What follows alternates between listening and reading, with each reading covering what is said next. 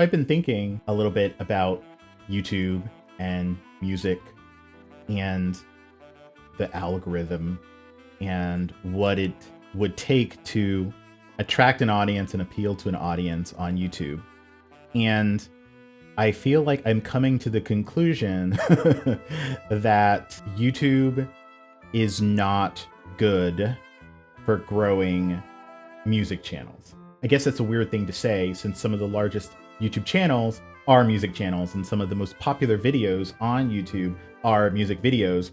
But I think that for someone just getting started out, there are factors that they won't be able to apply that may apply to more popular established musicians. Now, when I was thinking through this, I read all the YouTube coaches and gurus, and I was thinking of a comment that happened on Twitter with Daniel Bechtold. He apparently had a lengthy conversation with a well-known YouTuber in the music space who made an interesting observation. He said he was surprised at how many creators and coaches in the YouTube growth space don't really talk about music channels, considering the fact that a lot of the top channels are, in fact, music channels. He mentioned several people by name: Nick Nimmin, Ed Filmbooth, Roberto Blake, and observed what he felt was a kind of black hole of information and advice when it comes to addressing musicians who are trying to tackle YouTube.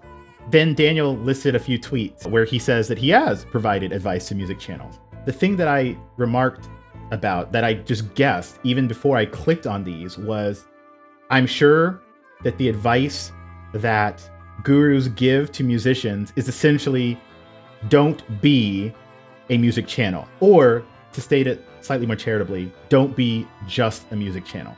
Diving into that helps us to understand why YouTube isn't good for music channels and for musicians. I do have this tweet up, and I can just open up the 3 tweets that he linked. So let me just go ahead and do that.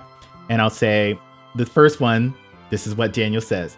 I've said it before, I'll say it again. Musicians, stop thinking that MTV style performance videos are your only video content option. It's an outdated paradigm. Be different, be compelling. So in my mind, I think that a lot of musicians just want to do performance videos of their tracks. And so they may think, how can I make the performance video as engaging as it can possibly be? But I think that this is what Daniel is calling this MTV style performance video, which he's saying that can't be your only video content option. So in my mind, this is exactly saying, don't be just a music channel. Looking at the second one, he says, you know how I keep tweeting about how musicians need to rethink that stale performance video thing and figure out better ways to connect their songs with a target audience? Yeah, this. And he links to this short where this musician is talking about how you need to tilt your phone to listen to the song correctly. So it's not music for music, it's music as a gimmick, right? And so I think that is consistent with this advice. You can't be just a music channel. You have to have these gimmicks that bring audiences in. Daniel follows up with this tweet. He says, and then he does this and he posts this TikTok. So smart. He's bringing his audience through the songwriting process and getting them excited about the release. So again, to be a musician on YouTube is not about being a musician. It's about all of these other things to be compelling, which the music is not compelling. And then there's another tweet. What did I say? 3 days, 36 million views. Are we paying attention now, musicians? He started building this multi-platform rocket ship months ago. And then there's a link. I don't even want to click the link. It doesn't show a preview. So I don't think this is just me saying this. I don't think this is me as a failed YouTuber or failed musician saying that YouTube isn't good for musicians. I think that this is something that even the coaches are going to say this. Now they're going to say, well, you have choices. You can do all these other things to make your music more appealing. But at the end of the day, it means do something outside of just music.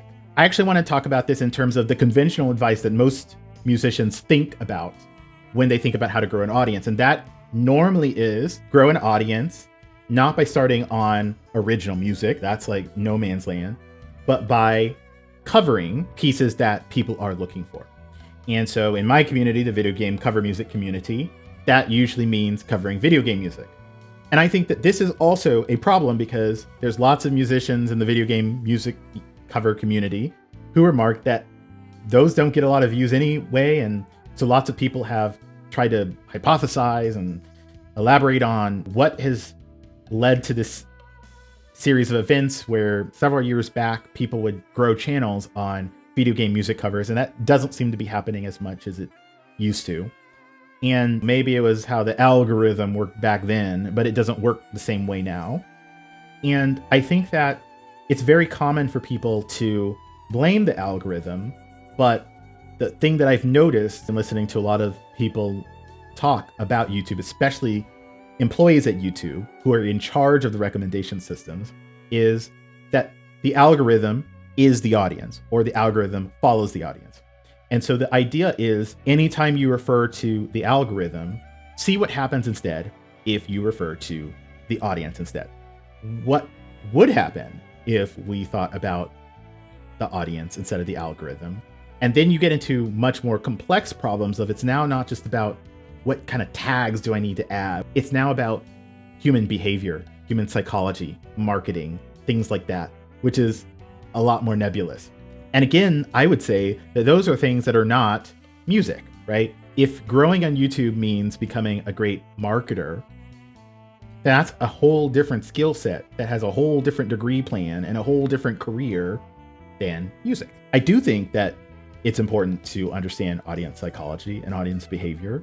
And so that's another reason why I think that YouTube isn't really for musicians, or rather, to be a successful musician, you have to be beyond just music. When you publish your video, you can go to your analytics in the studio sections. And what you'll see when you go to any of your videos is, of course, you have your views, your watch time, et cetera, et cetera, et cetera. But if you come over to this reach tab, you'll see something called impressions. And impressions are essentially all the times that YouTube showed the video title and thumbnail in various places, like the homepage, suggested, search, etc. A lot of YouTubers want to say, YouTube isn't showing my video to anyone. And I think that there's a couple of responses to this. First of all, YouTube would say that YouTube is not pushing videos to viewers. It's not saying, hey, there's this new video from this creator and let's push it to so many people.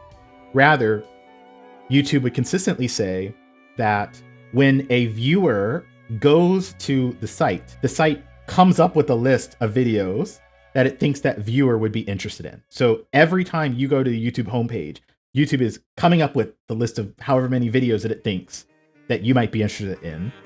And it has to do this based off of certain criteria. It has to make this kind of gamble or bet. And so generally, I think this is documented in a lot of research papers, but what it's essentially trying to do is, and the guy who runs the algorithm has called it something like automated word of mouth, which is if we know that this person likes video A and this other person likes video A and this other person likes video A and you like video A, then it can start making assumptions that you must be somewhat similar people if you all like video A. So if all those other people also watch video B and you haven't watched video B, YouTube can then say, well, if all these people who like video A and you like video A have also watched video B, then probably you would like video B. And so that's essentially a way that the algorithm works, right? But ultimately, again, the algorithm follows the audience. So what does that mean is when YouTube starts showing you these impressions, it's paying attention to your behavior and it's paying attention to the behavior of all those other people. And so if YouTube shows this impression and you don't click, and you click and you don't watch, then that's not the algorithm saying this video is bad. That's the audience saying this video is bad. Or at least that they didn't know what to expect, or it didn't deliver up to expectations. When I look at my videos, I can clearly see that I have several thousand impressions, right? So my latest video has 2.2 thousand impressions, and a lot of those came in the first couple of days, and then it kind of like flatlines. But I can also see the impressions click-through rate. And that is, on this one, 1.5%. So that means of the 2,000 people who were shown, and impressions can be repeated for a person, so this may not be 2,000 unique people, but it's 2,000 different times that YouTube tried to show this video.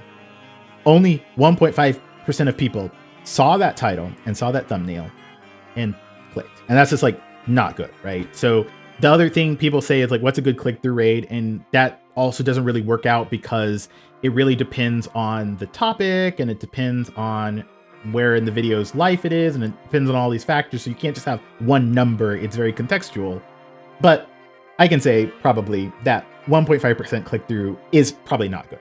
Now, what YouTube will also say is that they never give up on your videos, and so you shouldn't. And so you can see a video that has this kind of flat line of impressions, but at some random period of time, it can jump up and it can blow up at any time.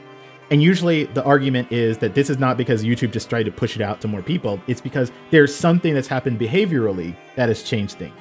So in the video game arena, what will often happen is maybe there's a game that hasn't been that popular, and then there's an announcement of a remake, or there's an announcement of a remaster or whatever it is, and then people are talking about it again, and that causes people to seek out content about that video, and therefore YouTube starts recommending that, and that can cause a revival in that sense. Or someone will do something that's like a fan work that's in a fandom, and then that will cause that popularity to spread, right? So the argument would be there's always some sort of audience behavior, and you can't always predict those things. Sometimes there's seasonality, there's new releases, things like that, but it's not YouTube picking and choosing winners and losers. It's always based off of the audience. So how does the audience decide what videos to watch? And here, this is where I really think that musicians don't have a really good place, because I don't think that audiences are looking for new music on YouTube. I don't have it like a scientific study or anything like this, but I looked at my own behavior, and then I also asked some people on Twitter, and I asked people on my community tab and so on. And just for my own behavior, I'll say I actually don't discover a lot of new music that much. I usually stick with what I know. And if I'm going to find something new, it's usually going to be an algorithmic recommendation on Spotify. Like I watch the weekly releases and all that kind of stuff, and I find new stuff there. And then if I like something, then I'll check the rest of the artist out. But on YouTube, not so much. And even for cover music, there's a bias towards the things from games that I've already played. And so I've kind of thought about this in terms of, if you have a cover from a video game or some sort of thing that's very well known and it's being actively discussed, people aren't watching that for the music. They're watching that for the familiarity and the nostalgia with whatever property that's from. That's, I guess, the reason why covers have that benefit or whatever. But what that means is that if you're covering pieces from less known games, as I often do, I'm cursed to be a hipster in that way, then I cannot rely on that name brand recognition. And so I was thinking, well, what if we treated these obscure covers as if they were originals? What would that do? And the more I got to thinking about it, I just thought there isn't a clear-cut way for someone trying to get into original music to communicate to someone who doesn't know them with a title and a thumbnail. That's all you have. That they should click that, know what to expect, and know that they'll enjoy it. If someone makes a movie or a web series or some sort of video, people may watch that without knowing what it is, because there probably is some way of communicating what the value of that is. And they may find the music in that is really good and therefore become fans of that music, right? So if we look at the example of video game music in general, people aren't searching for the video game music. They're interested in the video game, and the video game has great music. And then they become fans of the music, that sort of thing. If the game wasn't good, or if they didn't play the game, then they don't have that interest in the music. And I've been thinking, is there a way that I can tell stories and frame these things in a way where even if you haven't played the game, you'll still be interested in the music? But more and more I'm thinking that this is an uphill battle that's not really going to go well for me, because I'm not able to rely on nostalgia. I'm not able to rely upon familiarity with that original source. And so it's like marketing original music, which I don't think has really been solved as just music. It has to be part of something else. I noticed that in other genres of YouTube, and especially if you look at your homepage or your recommendations, the titles and the thumbnails aren't necessarily obvious. And I think that the reason this works and the reason that people do this is because you can be enticed to click on something if it stokes your sense of curiosity, if it's intriguing, that sort of thing. And so having an interesting, curious title and thumbnail can inspire people to click even if they don't know what to expect, precisely because they now have that gap in the expectation of what they're thinking about and what's the answer going to be. And so I thought, is there a way to do that with music? And I guess probably there is, but I haven't figured that one out. The challenge is trying to figure out if there's a way of stoking curiosity, but I don't know if people have that same mentality or mindset with music as they would for other topics. Overall, I think that YouTube isn't really great for music discovery. Now, I didn't ask this on my YouTube community tab, and I asked this on Twitter, and I got all the answers from musicians. Like, some musicians said, I discover music through the collaborations that I do. And I was like, well, obviously non-musicians aren't going to have that. Although even non-musicians, some of them said that they discover new musicians to listen to based off of their already enjoyed musicians doing collaborations with musicians they haven't heard of. I heard things such as people saying that, again, they only really find new remixes from games that they've already played. And so I asked them, would you ever listen to a cover from a game that you haven't played? And they said, oh, I wouldn't really do that, right? Which is exactly my thought. Like, if it's about nostalgia, then you can only appeal to people's nostalgia, which means you should only play covers from the games that are being actively discussed. And I was just remarking that there are some really good classic video game music soundtracks, but the games aren't new anymore. So people aren't actively looking for those things. Like Chrono Trigger, beautiful game soundtrack.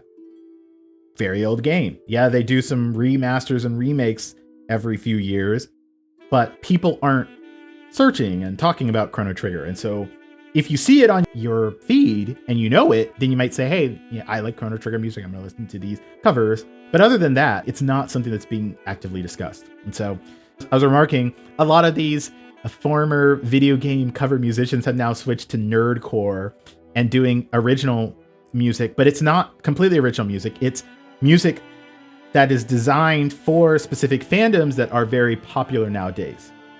So like The Amazing Digital Circus, things like that, right? Where that is a new animation that people are getting into on YouTube, and that is inspiring a lot of interest in the characters and the scenes and the settings and all these things, which gives room for songs that fit that lore, that fit that environment. And so I think that nerdcore, especially about these very popular fandoms, kind of fits into that same category as, if you're going to do covers, then you need to pick something that is very popular. It doesn't actually solve the question of how to create original music. And it also doesn't solve the idea of how do you really get people following you for you and not just because they're familiar with a certain thing, right? The good musicians who are good at branding and good at marketing and all those things are able to say that there's a consistency to the themes that they address, that even if you aren't necessarily in one fandom, then it still makes sense, because like if you're into horror, then all of this nerdcore is going to be horror, and so it doesn't matter what it is, it's always going to be that, right? And I think that works to some extent, but I don't think that a lot of musicians have really narrowed down their over to something like that, right? And I think of, in the past, probably this was genre, right? Like, what's your music genre? Are you classical? Are you jazz? Are you metal? What kind of jazz are you? And I think that for musicians who have this, like, that's a good way of saying, like, if you like jazz, and you should like me, but that not every musician has that either. And so they don't have a way of clearly communicating that to audiences. If I think about my own behaviors as an audience member, I don't listen to everything from all the channels I'm subscribed to, even though I like my friends. I want to wish them the best. But yeah, I do have a bias towards games that I've played, or, you know, there are some musicians where I know what their style is, and I know that whatever they do, I'm going to like it because of their style. But if I step back, if I didn't know them, I wouldn't be able to tell from their title and thumbnail what their style is. I wouldn't be able to say, I will like this before I click on it. So that means there's information I have now about these musicians that helps me make a decision that I wouldn't have if I were a new audience member who just gets the title and thumbnail. One thing I found that was very interesting was several people said that they find new bands from going to concerts and hearing the opening act. And I kind of remarked, okay, that's great, but what about musicians who only perform online? And I think that also gets into why several people said that they find new musicians from collaborations that their favorite musicians have done. And they say, okay, let me check out this person they collaborate with. But, you know, for someone who doesn't really do a whole lot of collaborations, and that also doesn't really help. My whole deal is to try to analyze things and be a little subversive, but provide some value there, right? I do that with my music. I like to tell a little story that I hope is fitting for the game. You don't need to know the game to understand and listen to the music and read the story or listen to the lyrics, but I hope that for those who are familiar, that it makes them think a little bit differently about the game. And whenever I'm doing these analyses, I would like to believe that these thoughts aren't they aren't surface level, but they're a little bit more in depth. So again, would love to hear your thoughts. Am I totally off track? Do you agree? And for musicians or non-musicians, I would also like to hear your thoughts of, am I missing something? Like, is there something that musicians can do that even if you haven't heard them before, you don't know who they are, you would take, if you saw that thumbnail and you saw that title in your feed, you'd say, yeah, let me listen to that. Or is it really all just proximity to things you already know and enjoy, and that's it? So let me know in the comments, and that's all for now. Thanks. Bye.